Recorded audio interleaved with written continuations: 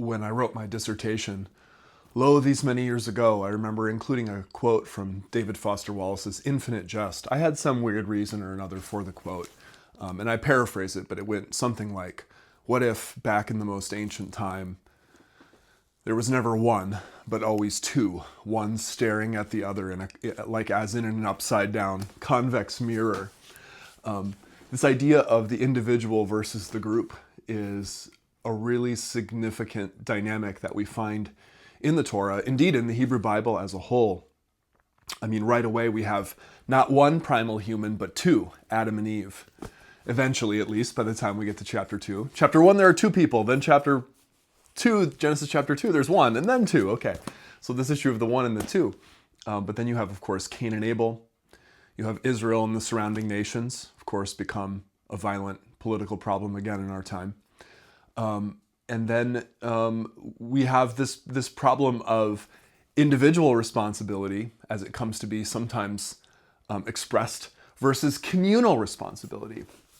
I mean, the thing one hears, like if you take an introduction to the Old Testament course anywhere, you'll hear lofty lectures or asides by the professor, maybe someone like me, about how ancient Israel was really a communal society, about how responsibility, virtue, and guilt were really not so much about a single, discrete, Enlightenment-style singular unit of meaning, which is the person, right?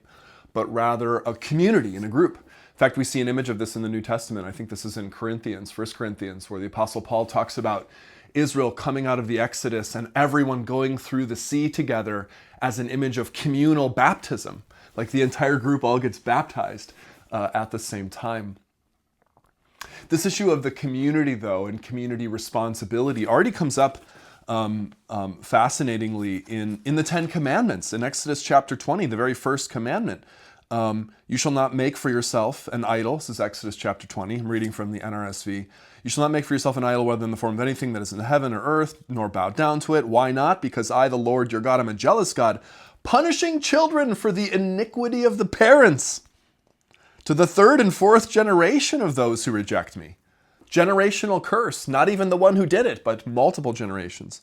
But showing steadfast love to the 1,000th generation of those who love me and keep my commandments. Generational salvation. And notice that the salvation is to thousands, where maybe the punishment is only to the third or fourth generation. Okay, so maybe more salvation than punishment, but still the notion of the generational punishment is there. It's repeated in Exodus 34 when the Lord appears to Moses in this mysterious moment, reveals himself to him and proclaims his name. The Lord, this is Exodus 34, a God merciful and gracious, slow to anger, keeping steadfast love for the 1,000th generation. There we see that idea again of the 1,000th. Forgiving iniquity and transgression and sin, yet by no means clearing the guilty, but visiting the iniquity of the parents upon the children and the children's children to the third and fourth generation. So there we get that again. And people can, of course, debate whether something like that is just like a kind of practicality of wealth or addiction or however, prosperity or problems get passed down naturally, or whether it's something more mystical, right? That the Lord really is visiting this on the children. Later authors in the Hebrew Bible will either pick up or not this one side of the other of this dual-sided nature of God. And it's so paradoxical. Is God fundamentally a punisher or a forgiver? How can he be both at the same time? How can you be fundamentally a forgiver if you are also punishing to multiple generations? Very paradoxical, very hard to wrap one's head around. We do see, though, these images of corporate punishment played out dramatically in the Torah. Like, for example, in a sense, you could say you see an image of corporate salvation in the Exodus story. Everyone gets out of the Exodus. All were enslaved, all get out. Once they're out, though, we see a famous story in Numbers chapter 16, the sons of Korah. A certain individual sins, keeps some things back, is behaving badly in the community. And who gets swallowed up in the ground? Not just the offending individuals. I should turn there and actually look at the story while I talk about it. Not merely the individuals involved, this Korah individual, but rather also his entire household. His entire household. His wife, This is in verse 27. So, and it's really Korah, Dathan, Abiram, multiple individuals with their wives, their children, and their little ones. So you see multiple individuals here who are going to get swallowed up by the earth for the sins that apparently they didn't commit. An image of corporate guilt, corporate responsibility. Very morally offensive if you take the human, discrete, individual self as the fundamental unit of moral meaning, which apparently it is not taken that way in a passage like this, right? Or unless you assume that somehow the kids and the wives participated in it through their actions. Rather, I think the cultural assumption here is that they participate in it through their identity in the family, right? Does God punish for the iniquity of the parents? Well, apparently here. You see other kind of reverberations of this theme in interesting places, like in the book of Jonah. In the book of Jonah, when it finally comes down to it, when he wants to complain to God at the end of the book and say why he didn't want to go to Assyria to preach to the Ninevites, it's not because, I always thought when I was a kid and I read the book or younger, I thought, oh, he doesn't want to go there because the Assyrians were mean and they would kill him.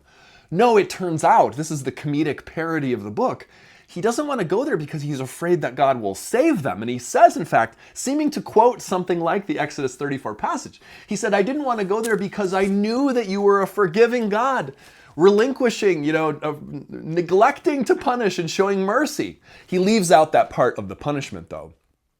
He's not worried that God is going to be like that. He's worried that God will be too forgiving.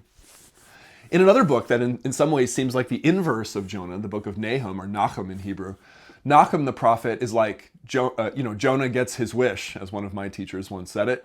The Assyrians are going to go down, and Nahum is there to tell us about it. And Nahum also quotes part of a passage that sounds a lot like this Exodus 34 passage, except he leaves out the merciful part. He only quotes the part where he says, the Lord punishing, the Lord will not forgive, not forget, right? So he really seizes upon that part of the equation. At any rate, by the end of the Torah, we have Israel standing on two mountains. Again, not just one mountain, not just one individual, two, always two. Gerizim, the mountain of blessing, and Ebal, the mountain of curse. And they stand there, this is in Deuteronomy 27 and 28, by the time that the Torah is about to conclude. And what are they to do? They are to engage in a kind of ritual. I think we can read through the Torah and forget, or just read the Bible and forget about the many rituals in the Bible.